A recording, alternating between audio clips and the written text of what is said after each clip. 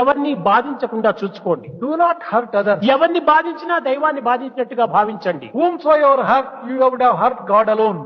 కనుకనే ఈ విధమైనటువంటి సమభావాన్ని పెంచుకుంటే ఇదే ఐక్యతకు మూల కారణమవుతుంది. If you can develop this kind of equality, then unity would be very easy. ఏ పని చేసినా లోపలనైనా సరే బయటైనా సరే నామస్మరణ మాత్రం చేయండి. Whatever work you do, carry on this namasmarana. నామమే ఈ సంసారమైనటువంటి సాగరాన్ని దాటించేటువంటి నావ. It is the name which will be compared to the boat which can take you across the ocean. తుచ్చమైన బలహీనమైనటువంటి యొక్క మాటల చేత మనకి ఏమాత్రమూ ప్రయోజనం లేదు.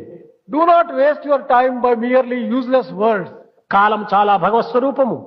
Time is the very embodiment don't of waste God. Time. Time waste is life waste. Time is God. ఈ యొక్క దైవత్వాన్ని మనం చక్కగా మనం విశ్వసించి ఆ కాలమే భగవత్ స్వరూపునిగా విశ్వసించాలి. Consider time itself as the very embodiment of God and carry on your activity.